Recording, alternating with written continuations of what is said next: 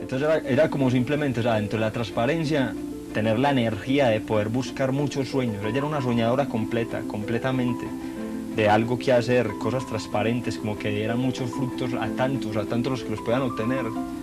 Era como esa parte de nunca quedarse quieta, sino algo que hacer siempre, siempre.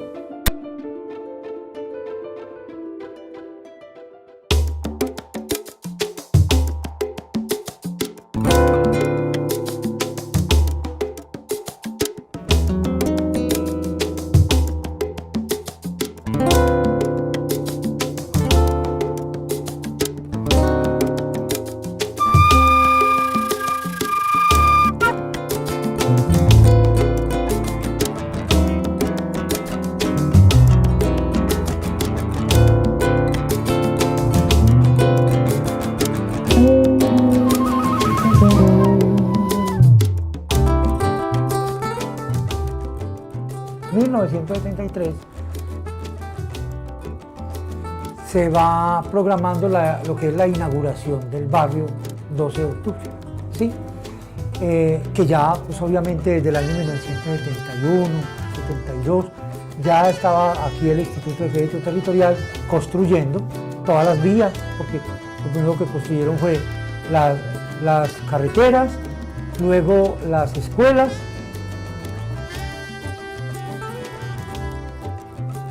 y ya luego empezaron a construir las casitas, un piloto, ¿cierto?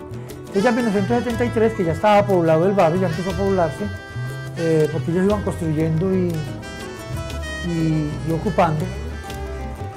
En 1973, cuando ya se definió la inauguración del barrio, entonces ya se creó una junta de vecinos, ¿cierto?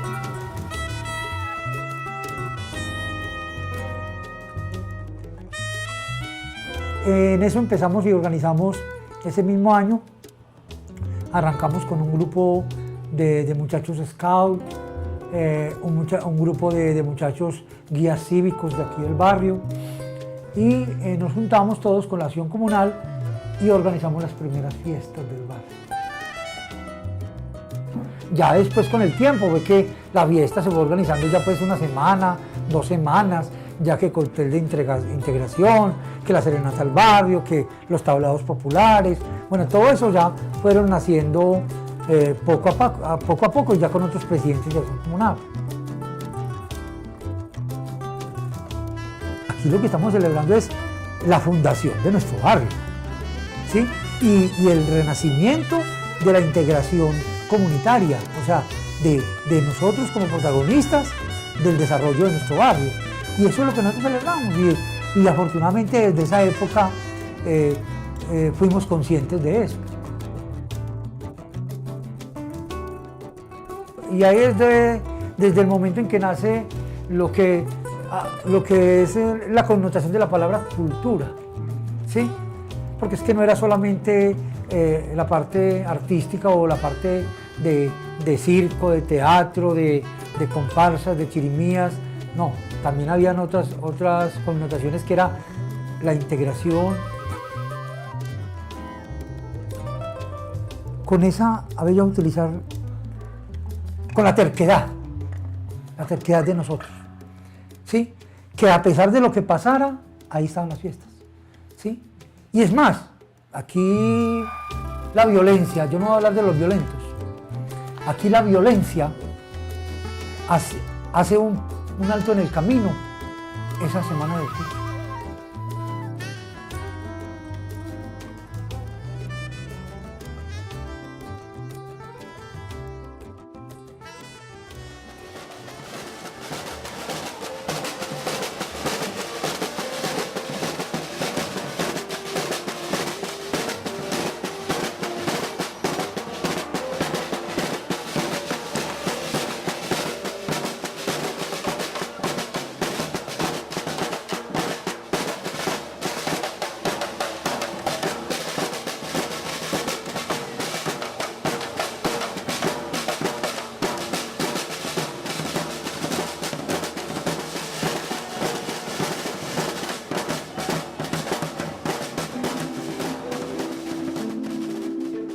Soraya, en ese tiempo, pues, fue una artista zanquera que con su saber hacía su revolución también. Ella es estudiante de teatro de la Universidad de Antioquia. En un diciembre de esa década de los 90, eso fue en diciembre del 91, yo salgo de estudiar del colegio y me voy a vacacionar a un pueblo. Cuando regreso, yo regresé a eso del 20-21 de diciembre, me dice mi madre que habían asesinado a Soraya. Yo pensé en todas las Sorayas posibles, pero menos en Soraya Cataño. Y me quedo atónito cuando tengo que aceptar que fue ella la que secuestraron por como 2-3 días y la torturaron y la asesinaron vilmente por precisamente ir a hacer la revolución en un lugar donde había violencia en esta ciudad y donde ella llegó con su recreación, con su carnaval. Pero fue en noviembre del 96 que se hizo ese carnaval homenaje a Soraya, que fue tal impacto que se dijo, bueno, ¿y por qué si esto pasó así? ¿Por qué no iniciamos un proceso como grupo? Entonces aparece en el 97 ya lo que empieza a conocerse como comparsa Lunasol. Lunasol en el momento y fue cogiendo forma de Lunasol.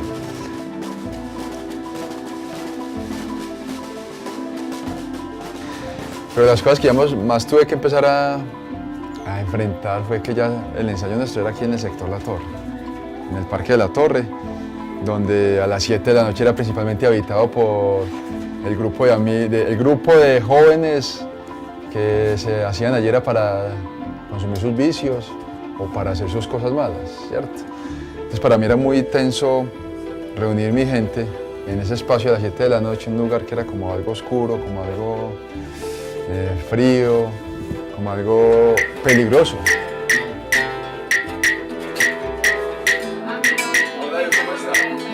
Empieza a ser muy tenso para mí, porque incluso allí habían niños y jóvenes que venían de Picacho, de Castilla, de Santander, desconocidos en este sector. Yo recuerdo que llegamos a pensar, bueno, si paramos por la violencia, ¿qué hacemos? Y algunos decían, no, pues ¿cómo vamos a parar? Si cerramos esto, entonces le dejamos la calle a los violentos. Con mayor razón vamos a invadir esos espacios. Un día no pudimos ensayar y al otro día me abordó uno de ellos, ay, ¿por qué no ensayaron? ¿Qué pasó? Yo estaba asustado, ¿qué pasó? Yo, no, pues que no tenemos que hacer otras cosas. Pero como si ustedes la alegría y la energía de este espacio que ustedes están aquí dándole otra cara a esto, yo haber sabido eso antes. Esa fue toda la confianza y abrirse, eso fue abrirse la puerta para, bueno, con más ganas, vamos a ensayar y aumentar la frecuencia de ensayos. Todavía mi razón de ser, de estar en la corporación, es que Soraya sigue brotando a través de... O sea, ni siquiera soy yo. Yo digo que es Soraya que hace parte de mi ser y que está sembrando otras semillas. ¡Mucha! ¡Esto es! ¡Somos!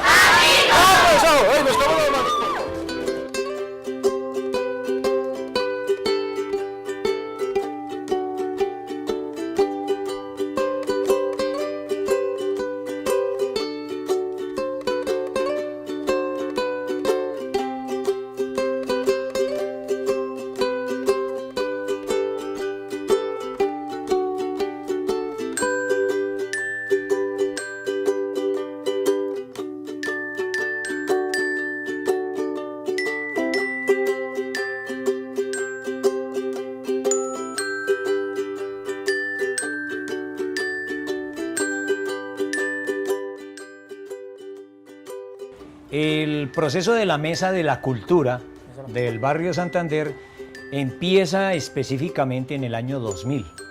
Ahí se organiza, se oficializa, digámoslo así, ante la comunidad, invitando a diferentes organizaciones, a diferentes líderes, a personas, habitantes del barrio, que estaban sufriendo precisamente el proceso de la dureza que tuvo la violencia en los años 90, todo el barrio.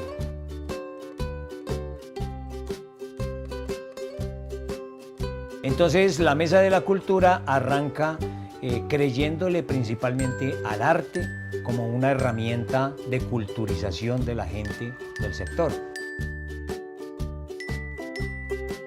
El mural del pasado, presente y futuro del barrio Santander, que lo pinta un artista aquí del barrio, Gustavo Martínez, y él precisamente se inspira en todo ese proceso, el proceso de creación del barrio, en donde muestra precisamente las casitas, el muchacho echando cometa, trepado en el árbol, así, cositas de esas.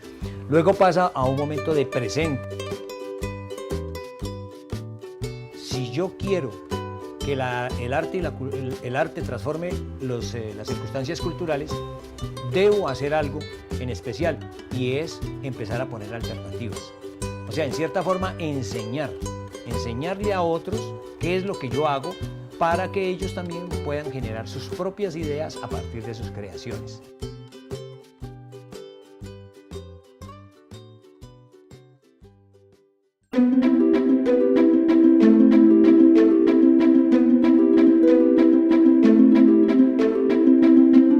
Este es uno de los tantos casos que ocurren en nuestro barrio y en los sectores marginados por falta de atención del gobierno. Para Magazine Mi Gente, Cruz Elena Castro.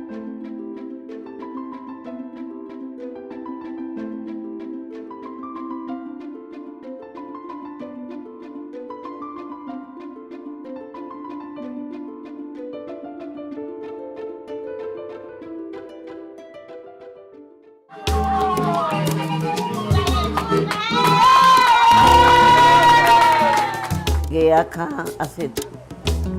va a ser 36 o 36 años.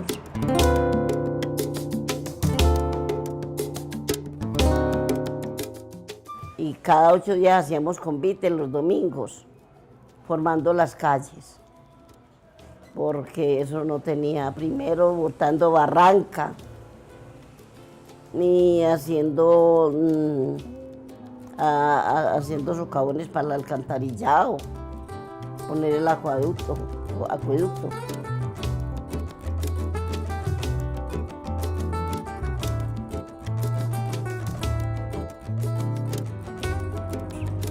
Tampoco existía la iglesia.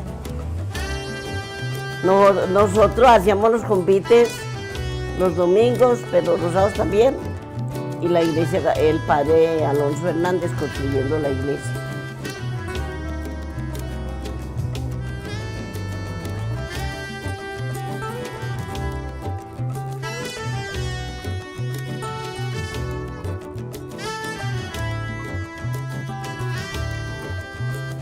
El barrio se conformó la mayor parte por convites, pero hubo otra parte que se conformó.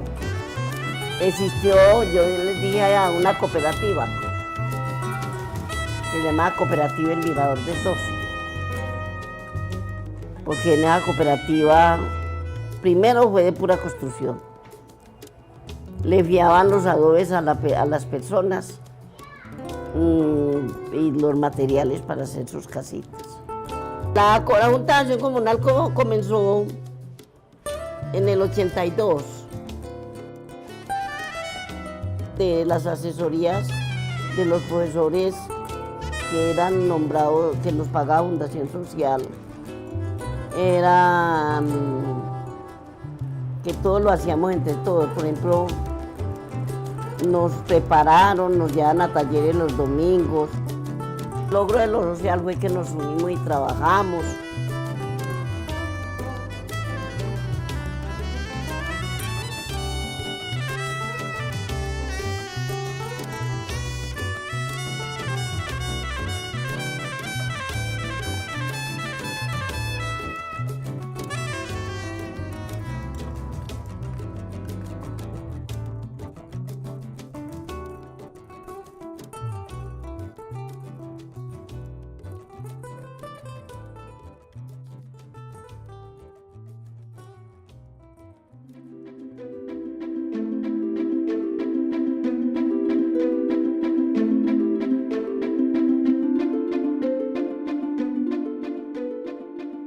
Vivo en el barrio desde el 16 de octubre del 88 Empezamos unas actividades muy importantes en ese tiempo porque las calles, no habían calles adecuadas, no había energía, todo era de contrabando y las viviendas se hicieron en autoconstrucción.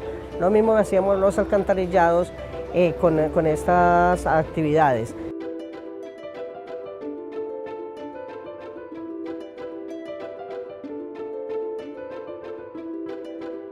Nosotros nos juntábamos los vecinos de cuadra a conformar unos comités. El que no podía trabajar tenía que pagar un trabajador.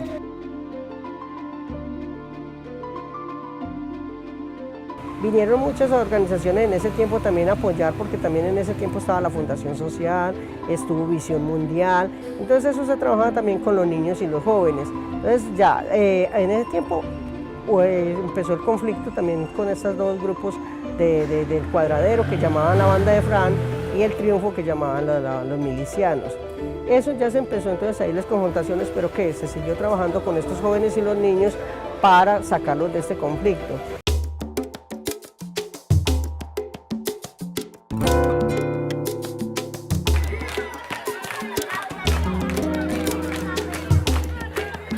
Para nosotros arrebatarle los jóvenes a la guerra. Entonces, ¿qué hacíamos nosotros con ellos? Arrebatándole los niños a ellos no era empezar a enfrentarnos con ellos. Nosotros no nos confrontábamos ni le empezamos a ellos, no. Arrebatarlos porque esta gente llegaron ofreciéndoles empleo, ofreciéndoles regalos, ofreciéndoles cantidades de cosas. Entonces los niños nos contaban, ellos eran unos jovencitos que estaban allá con ellos estudiando y nos contaban, vea, a Julanito le dieron esto, a Peranito le dieron aquello, y nosotros, no, ustedes no van a permitir eso. Ustedes tienen que salir adelante, ustedes tienen que seguir estudiando.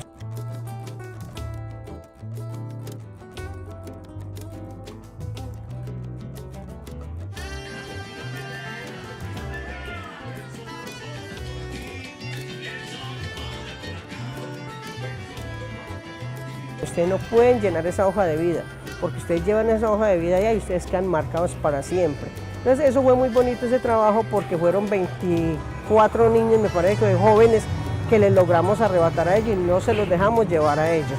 Aunque les traían regalos, les traían cuadernos, les traían cosas, pero las mamás y ese grupo de padres con los profesores fuimos haciendo ese trabajo que no permitíamos.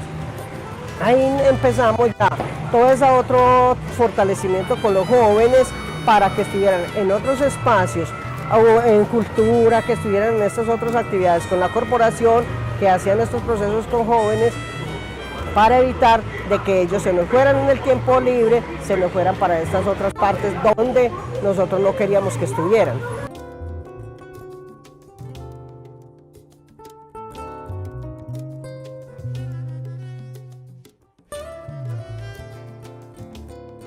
Entonces, ¿qué hacíamos nosotros? Ahí era donde nosotros agrupábamos estos otros jóvenes que sabíamos que no estaban metidos en esas otras situaciones, no eran ni de mandadero ni de nada. Ahí era donde nosotros más protegíamos a estos jóvenes y los atraíamos hacia nosotros. Entonces decíamos, esto es lo que nosotros tenemos que empezar, con educación, con capacitaciones. Eso era lo que nosotros decíamos, vamos a enfrentar a los de la guerra, pero no era enfrentarnos así con balas y todo como ellos, no.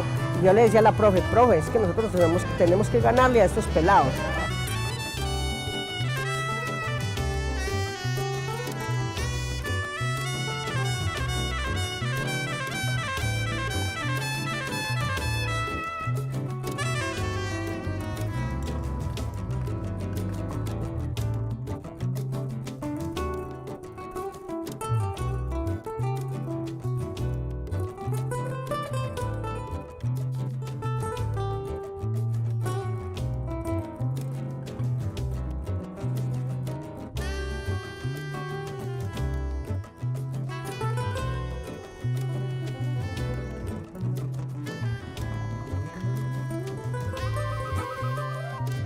Bueno, yo llegué aquí al barrio en agosto de 1988.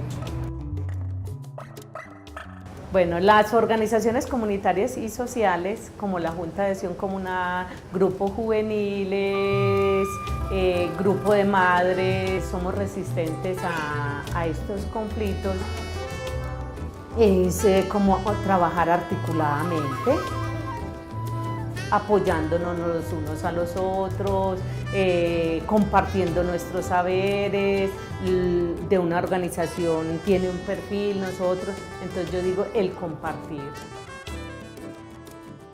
Con la organización social me ha servido para saber resistir, tener tolerancia, respeto por el otro, respetar las opiniones también del otro.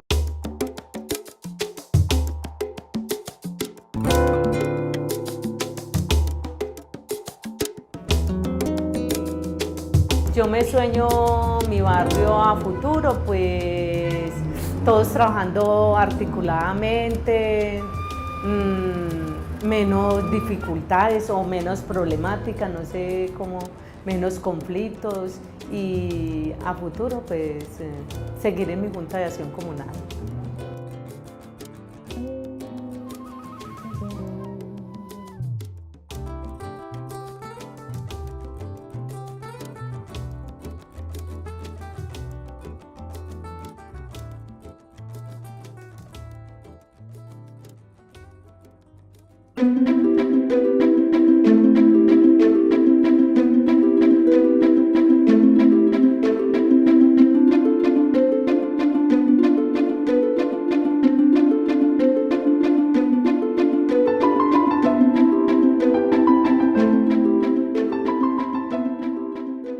Me sueño una ciudad o una noroccidental donde las balas no sean las que hablen, o sea, donde las balas no sean las que callen las voces, sino que las voces se impongan sobre las armas, las voces se impongan sobre las balas, sobre todo esto, y surja un movimiento de verdad cultural, un movimiento que propicie la justicia, que propicie la igualdad, ¿sí me entiende?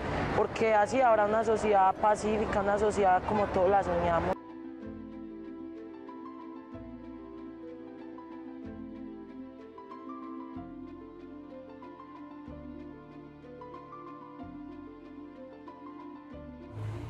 Yo diría que mi vinculación al trabajo social de aquí de la zona inicia en el año 1974, cuando por iniciativa pues, de otros compañeros y jóvenes ingresamos a un grupo de danzas que hacía parte del Centro Artístico Castilla.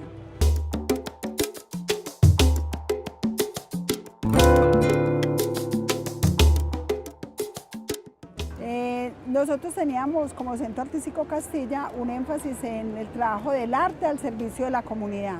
Era un arte social, un arte que generaba conciencia. Por lo tanto, nosotros también teníamos grupos de estudio para estudiar la realidad, no solamente de nuestro barrio de la ciudad, sino también del país y a nivel internacional.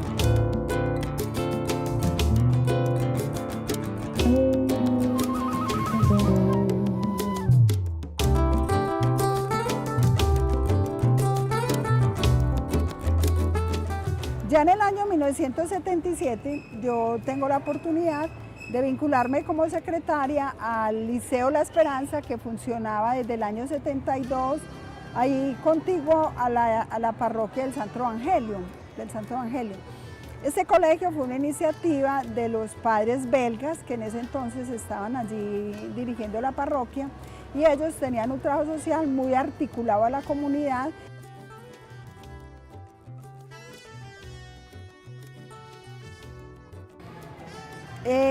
Inicialmente la lucha que se hace, porque en ese entonces los barrios no eran muy atendidos por el ente estatal, ¿cierto? Era más la misma comunidad hacía sus convites, sus construcciones, trataba de solucionar algunas cosas, pero ya el tema educativo era un tema estructural. Entonces, por lo tanto, necesita también una estructura fundamental y esencial para que el gobierno se diera cuenta que nosotros no podíamos seguir pagando la educación. Pues hubo muchas formas organizativas y también fue un momento también del movimiento estudiantil y del movimiento obrero.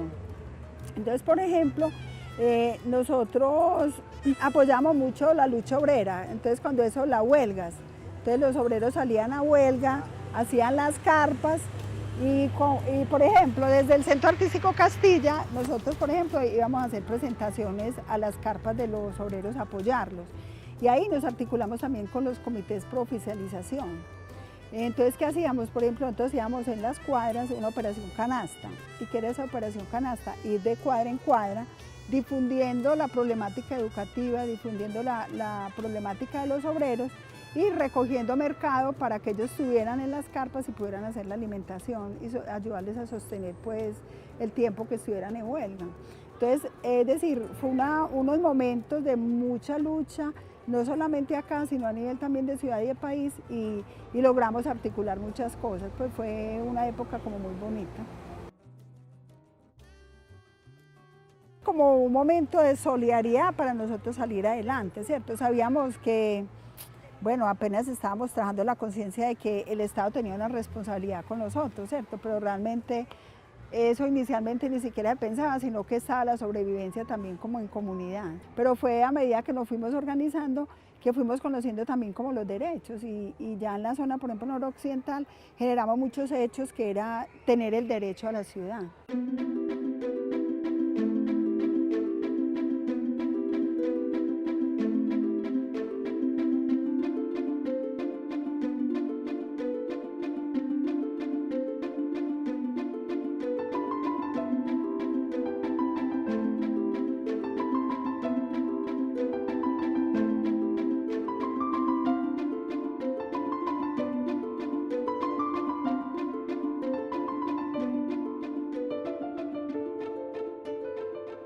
A medida pues que va avanzando y se va fortaleciendo ese proceso de organización comunitaria frente a lo reivindicativo, el barrio comienza a cambiar, porque entonces ya el Estado comienza pues a ponerle atención y a mejorar pues como la parte del equipamiento colectivo.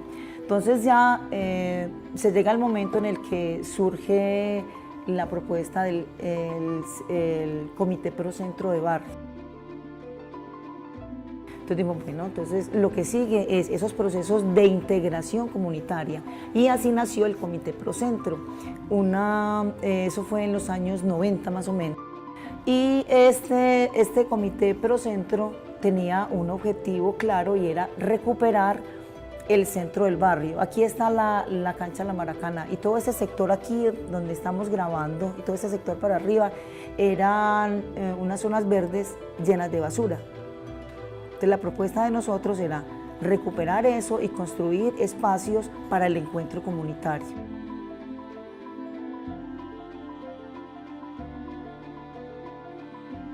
Los procesos de organización comunitaria frente a lo que es el conflicto, la violencia en los barrios, particularmente aquí en el barrio La Esperanza y en la Comuna 6, ha servido como un referente para que las personas vean en nosotros una esperanza, vean que sí es posible hacer cosas en medio del conflicto.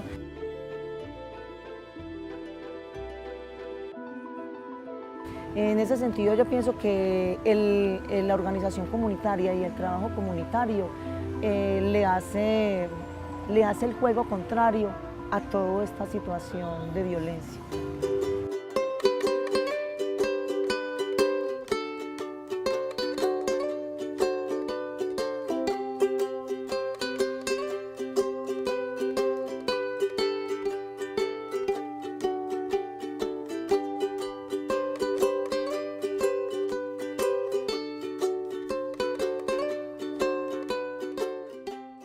Nefes significa aliento vital en hebreo, pero también significa garganta, respiración. Nos pareció un nombre muy bonito para el grupo.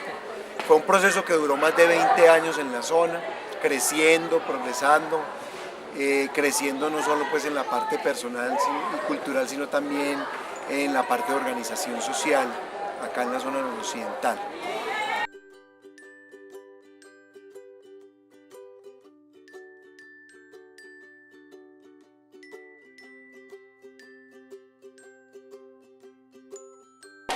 Nosotros ya en ese año más o menos 1987, 1988, cuando empieza el grupo, algunos tomamos la opción de ir a estudiar a la Escuela Popular de Arte, la desaparecida EPA. Allí nos formamos como unos artistas, pero unos artistas muy, ¿qué decirlo? Como personas con amor por el trabajo comunitario. Pero bueno, teníamos una apuesta clara y era que el objetivo no era formar artistas por formar artistas solamente, sino primero formar personas con capacidad y con disponibilidad de servicio. Entonces hay algo que nos alegra mucho y que uno hoy en día dice, no perdimos el tiempo, y es darse cuenta que la gran mayoría de personas que pasaron por el proceso de NEFES, que pueden ser alrededor de 300, 400 personas perfectamente, fueron personas que así no terminaron haciendo arte, terminaron hoy en día en procesos culturales, comunitarios de ciudad, o en procesos organizativos de incluso otras organizaciones de la zona o de la ciudad. El impacto de un proceso educativo, cultural, incluso social, es complicado en el corto plazo. Con el paso de los años es que uno va dándose cuenta de los aciertos, de los errores, de lo que se pudo haber hecho mejor, y le vienen muchas satisfacciones. Uno, por ejemplo, para poner el caso en lo educativo, es una profesión muy desagradecida la docencia, porque uno en ese momento, el muchacho no valora lo que uno está haciendo por él. Pero yo que ya voy siendo docente hace más de 20 años, me encuentro los muchachos en las calles ya y se lo abrazan a uno, profe, lo que usted hizo por uno, en fin, esto. Lo mismo pasa en la cultura. Hoy en día esos hijos que nosotros tuvimos allí en NEFES, en Candelochas, son los muchachos que están liderando procesos culturales en la zona y en otras partes incluso del país, porque muchos no se han quedado en Antioquia, sino que han ido fuera del país. Es una réplica, van como puliendo lo que uno hizo en ellos, convencidos de que ese es un camino, muy acertado para ahora que está tan en boga el tema de la paz.